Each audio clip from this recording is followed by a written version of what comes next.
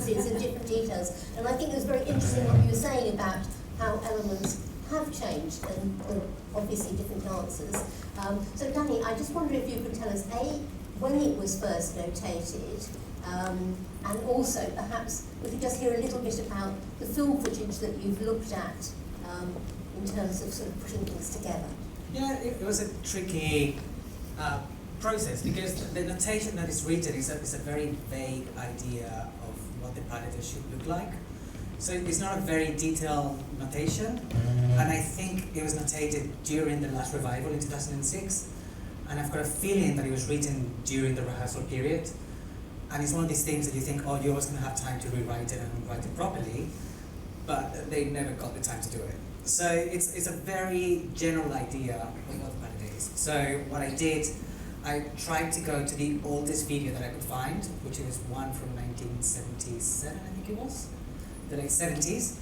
And we spoke with the foundation what sort of version we were going to do, and we wanted to go back to the original choreography as much as possible, with added changes from today, because they look better, although we're more suited to the dancers of today. I think Ashton would have done exactly what we did. Yeah. We're very confident of that. So what we came out is pretty much as close to the original as we could make. So have you been renotating it at this point? I redid all of it, yeah. Amazing. Have you notated the variants? No. So in truth, what I've notated is this version, what we've done today, because I think it's the closest that we could have to the original, and so the future, that's probably the version that we're going to carry on doing. Yeah, I was taught by Donna McCleary, so me and David, and we did it in 2006, and yeah, I think we had to adapt it for us a bit so that it would suit us, because obviously he was around when it was created as well. Yes, I think that's one of the things that one must be aware of always. I mean, sometimes one tries to get, I think, too obsessed with the set text, but choreographers, while they're alive, are looking at the material they're working with, and two dancers are not the same. No two physiques are the same, they have different characteristics, but they know what they're trying to achieve, which is why it's so important to really understand the choreographer and their approach. And so actually why these sort of events are so important, because it's an opportunity to go back. Right, I want to ask the dancers first of all. Essentially, you came to this cold, you didn't know it at all. What have you enjoyed most about learning it? Today? Yeah. I think working in the details of the choreography, I think was really special to understand how every step is made and the changes of grips and things. It's just something so legendary and that has been done for so long. It was really nice to just revive it. Just the whole thing really. It was really nice and classical and pure. Yeah, it's lovely. How about you? Yeah, I think finding the nice qualities of what the piece is, which is air, I guess, so finding that kind of airy quality despite all the little details that you have to get right. I think that's been really fun to sort of break through that and find the qualities that are supposed to be there. I think that's true, because I think watching it, one of the things that's so marvellous is you do get that sense of air, you do get a sense of floating weightlessness. My body must be difficult for you. How do you find those lifts? I mean, with someone like Letty, it's really easy, I'm going to say. I think we've got a nice sort of coordination between us, and that helps a lot. Yeah, most of lifts aren't about just strength. No, they're about timing and musicality. And the trust, I feel like, Trust, with doing it with someone like Lukas. I've known him for ages, but just his actual, coordination. You know he's going to be there for you, so I feel like I can explore to my fullest, because he'll be there to find what works for me, which is really nice to work together on stuff that, it feels like it's difficult, but actually we can find something that works for us. So it's really nice. I think also as a partner, as a male dancer, you end up standing behind the ballerina a lot of the time. But I think how I see it, if you can make those lifts as smooth and as kind of spectacular as they can be, the audience can kind of see you through the ballerina in a way. So I think that's the challenge that I sort of enjoy. It's lovely seeing that breadth into every move. It comes as a couple, never just as one. Yeah, we want to see you both breathe into everything. Yeah, I think that's so true. I think that, you know, you're not just supporting, you're there. Your reality as well. And you can understand why they got rid of the wings. The original costume that they entered, first of all, had wings on his back. All those left. But they were taken off before the punch day, so. But absolutely, etc. You can just sort of see any dance and say, I'm sorry, not in that. But I think the style is capturing what Ashton is about, and when you've worked on lots of his ballets, haven't you? So you have an understanding of why the use of port de bras, and that port de bras doesn't just come from the shoulders, it comes from the whole body and all those things. And I think that's what he was famous for, besides all the detail with the quick footwork and all those. It's like something behind every step, which is really nice, not just the bend, it's why you're bending with the story. Yeah, I think what happens when we perform is we become stiller and stiffer because of nerves and stuff. And I remember performing a lot and feeling like I was going to land on the floor every time because, no, you've got to bend more, but I can't stand up if I bend anymore. You know, but that was always the thing of challenging yourself and pushing yourself, that it was a full body movement. It was never just legs and just arms. It came from the torso. Yeah, exactly. So could you just say a little bit more about you learning the role, if you can think back in time? Yes, it's a while back. I knew, obviously we were doing it then in 2006, it was for the 80th birthday of the Queen then, and I knew that it was special and you know, to have something be revived, but also for another celebration. And I suppose in line in why it was developed first for the coronation and then suddenly the Queen's 80th. So you did feel like you were managing something that was very special, and that you wanted to make sure that you gave your full value to it and understanding of its, I suppose, importance, but what it meant at the time for Ashton to create something especially for the coronation. So for me, that was lovely to be chosen to do that role, especially because it was Margot's role and she was one of our founding ballerinas. But then also feeling very comfortable in it as well. But I was very lucky because I had Donald McCleary, and he was sort of my main coach for my 20 years. And so he knew me really well and knew how to challenge me. But I hadn't actually worked that a lot with David.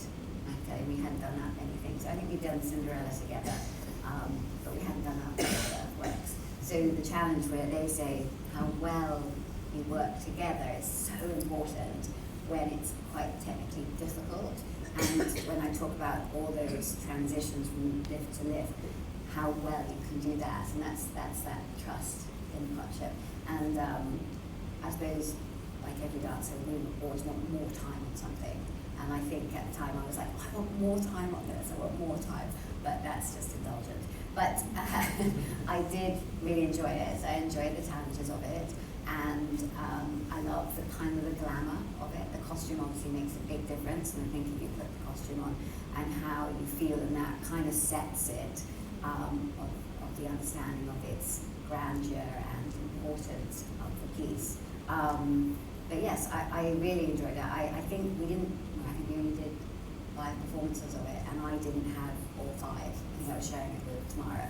So again, like every dancer, we want more. So I would have loved to have been able to perform it more, to really make it feel in my body and happy. But we're never happy, so. But you remember it quite well. Oh, I remember it. Yes, it's funny because I haven't actually seen the footage. There's footage of me doing it with David, and I hadn't seen that. And I was whinging because it was so small, I couldn't actually see it. So Daniel very kindly, we enlarged it on his screen so I could actually see it. And I was so disappointed with my flappy arms. I was like this all the way through. I was like, why didn't anybody tell me that I was flapping around? But maybe I was, yeah. There's always something. But yeah, nice to see it, yeah. It strikes me that some of the lifts and the way you sort of go over the back and things like that, and the sort of which I think of as the balloon shape that Ashton is. It's unusual to have them in a tutu. You expect those to be more in a tunic. Yes. So how do you find that? I mean, I know it's only a little detail, but dealing with your costume as you perform these things. It's very true. I haven't actually stopped to think about that, but I think once you're in there, you're thinking about so many other things, the lines and how to help the boy and the angles and that is actually the last thing I thought about. But it is unusual, but yeah, it didn't really get in me, which is nice. I think it looks pretty. Yeah, it's very, very nice as a tutu anyway. So. And also because you rehearse with the tutu, isn't it? So you're used to it from the beginning. Exactly, yeah, true. We were thinking though, because so much of it was very flowy and smooth, that actually if you had a softer skirt, maybe it would give a different impression again. Yeah. But I think the tutu helps with the grandeur, doesn't it? A bit more than glamour, yeah. And also it's interesting with having the echoes of Aurora and Sleeping Beauty in there, and so many of the critics, when they were writing about it, and Fontaine referred back to Darcey and Aurora, so you can sort of see those elements that Ashton has picked up on. And so a tutu is wholly appropriate for that. Does it create you any problems for you? She's wearing a tutu. No, not really. Yeah, it's really difficult. No, not really. I mean, those kind of like slow carries around the body, I mean, you do notice a little bit because the tutu has this sort of ring inside it to keep it held. But yeah, you get used to it. I mean, I've never tried it without the tutu, so I can't really compare. But yeah, I haven't caused any problems. I think it's the music that gives it such a different edge, because it's so emotive and so full that you want to do this all the way through, and then it suddenly changes, and then it's all very classical and very pure and still. And so it's really odd to work against the music with the choreography, but I think that's what's enjoyable, isn't it? So we've probably got time for just a couple of questions, if anybody's got anything they're burning to ask at this point. Could you tell us the dancers' surnames? Sorry, I don't know your full names. Sorry, your full names? Mine is Leticia Dias. Are you Spanish? I am Brazilian, actually, yeah, from Rio. And my full name is Lukas Braendsrod from Norway. He's the last Viking. Shame there aren't any more of it then. Any other questions? I'd like to say something. Yes. We haven't talked about Christopher Newton, who, without Christopher Newton, who is now well into his 80s, and he was the person who actually remembered the choreography, his choreography, and without him, we wouldn't be seeing any of it at all. It was the only piece that he did remember. He would have been, in 53, he would have been an incredibly young person in the company, but he has an elephantine memory for choreography, and he put the whole of Fred's 3-act ballet Sylvia. So you've got so much to say. Yeah, no. I was just saying that he put the whole 3-act ballet of Sylvia, Frederick Ashton Sylvia, together from his memory. So without him, we wouldn't have seen quite a lot of Ashton's choreography. And I don't know from which time he would have put this back together, but it was something that without him, we wouldn't have had. And of course, he didn't have the other 3 in his mind, which is why there were 3 other different choreographers. So I don't know, Darcey, did you do anything with Christopher? Yes, yes, I did. I was very lucky. We revived Sylvia together. So it was lovely to have that process with, I wanted to call him Figgy, that's what we call him. It was a very nice moment. I had come back after my second child. I was feeling a little bit, oh my gosh, I've got to get really strong for a ballet like Sylvia, which I so loved doing, and working with Figgy on that was so, it was really lovely finding bits of footage and bits of notation that there was only fractions of it, and we had to put the whole of Act 2 together, which was quite fun actually. I think you know it well.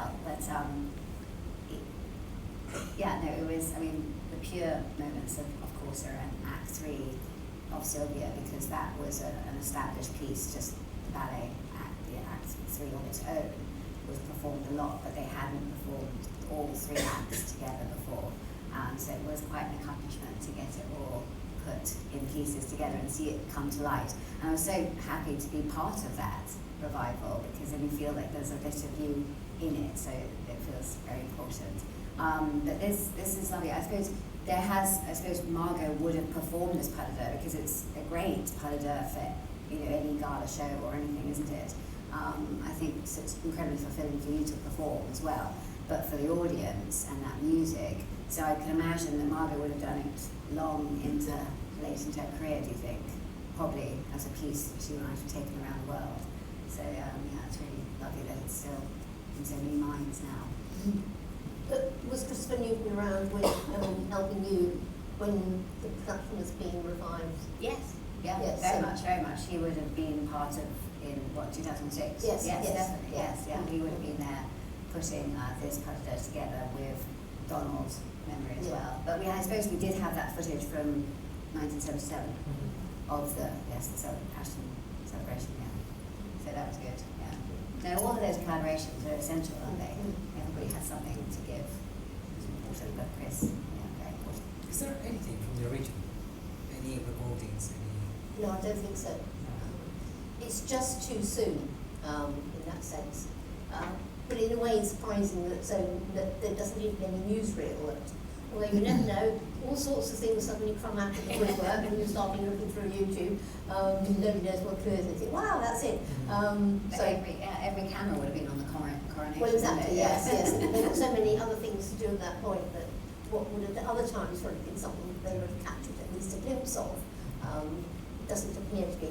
And in terms of the recordings that were being made by Edwin Wood, it's really just too soon, isn't it? It's really, no, I think it's probably one of those bits of content that would have just been that wouldn't have been somebody recorded over it probably. Yeah. Have we done that a lot? 58 is the last run, so if it wasn't recorded when it was first done, probably, and if it was sort of going out of the repertory, instead of thinking about, my God, we must preserve this because we're not going to be dancing it, it's going out, we don't need it at this moment. So different approaches. Nowadays, I'm sure it would be recorded and probably well notated at points. So anyway, anything else anyone wants to ask at this point? Any comments anyone wanted to make? If not, Christopher, over to you. And thank you very much. Thank you. Thank you very much.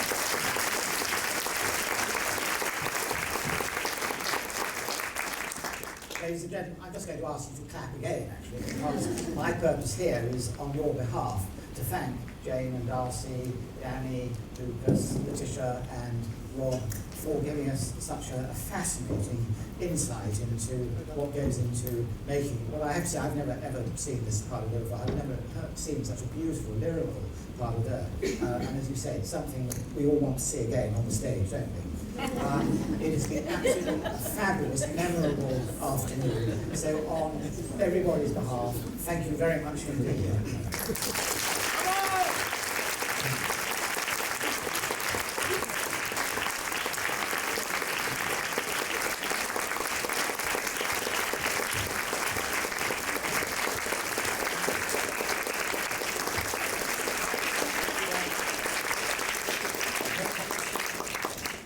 Ladies and gentlemen, forgive me for just another couple of minutes. I mentioned just now that this was a very memorable afternoon. It's a particularly memorable afternoon for me because this is the last time that I will be standing here hosting these events, as I am retiring at the end of the year. Janetta Lawrence, the chairman of the foundation, myself, we wanted to share this news with you. There will be a public announcement later on in the month. But you are such an integral part of the foundation that we wanted to let you know in advance. And in a moment, Janetta is going to say something about what is happening when I've disappeared into the ether. Before I finish, though, can I just say that having had a career that has involved working with Sadler's Wells Royal Ballet, Rambert, English National Ballet, with the RAD in the Royal Albert Hall, and across the road as part of the senior management of the Royal Opera House.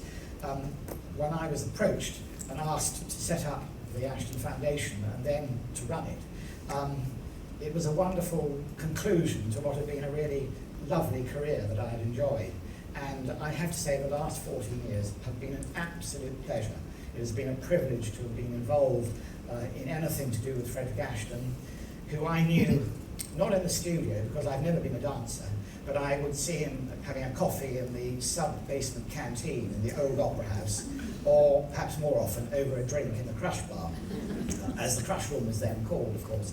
And I've just enjoyed every moment of it, and I am so grateful to all of you for the support you have given the Foundation. This is only one of many initiatives that the Foundation carries out, as you know, but your support is integral to what the Foundation does. So from the bottom of my heart, I thank you for your support, and I do hope very much that you will continue to support the Foundation and to support my successor, who you're about to hear about, and I'm thrilled about the appointment that Janetta is about to tell you. So ladies and gentlemen, thank you very much.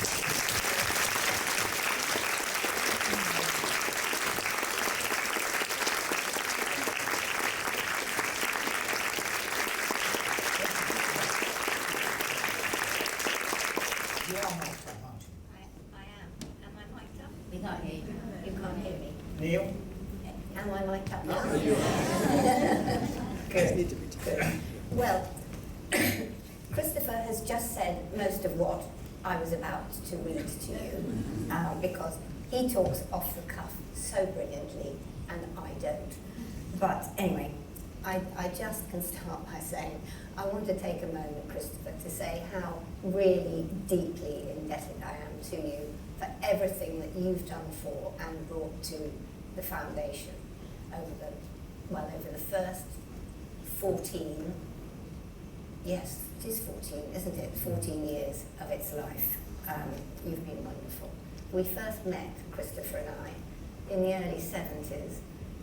I was a young dancer in the Royal Ballet's new group, and Christopher he came to us as a young company manager. And so that's how we first met. In no time at all, he got to know absolutely everything there was to get to know about life in a touring ballet company, and he probably thought perhaps sometime later on that he might have made a better decision. But anyway, fast forward, over the next few decades, as Christopher's just said, he went on to some of the biggest executive positions in the dance world in this country. All the things that he's just said, plus ever so much more you've done, Christopher, and been absolutely astonishingly brilliant at all of them. Anyway, fast forward 4 decades, and how lucky was I that Christopher was available to breathe life into the Frederick Ashton Foundation some 14 years ago, when we got together with Tony Dyson, who's here today, to set it up. It's been the most enormous pleasure for me to be able to work closely with you for these past years, Christopher. The Foundation wouldn't have achieved all that it has done without your vast knowledge and experience of the dance world and the quite brilliant way that you've managed everything along the way, and you've turned my vision for the Foundation into a reality.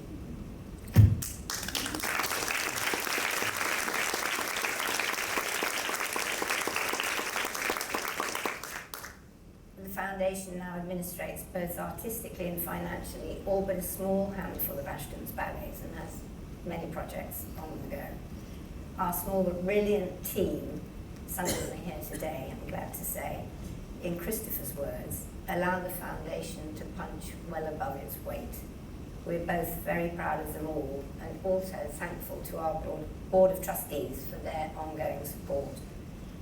And as Christopher's already said, to all of you, a lot of you have been to so many of these masterclasses, and we thank you for all of your support too. But now we're looking forward to the next chapter, and Christopher and I are both delighted to say that Sarah Eliot-Cohen, who is sitting right here, has agreed to become the Foundation's next executive director.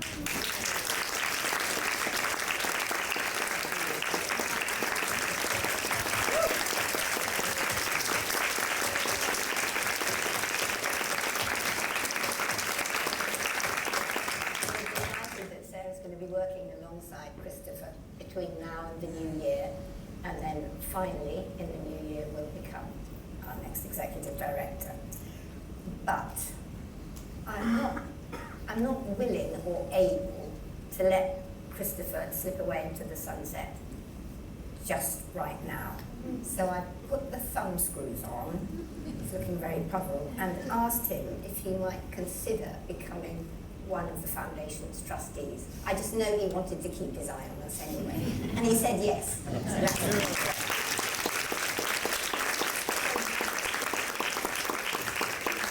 Dear Christopher, I just thank you a million times.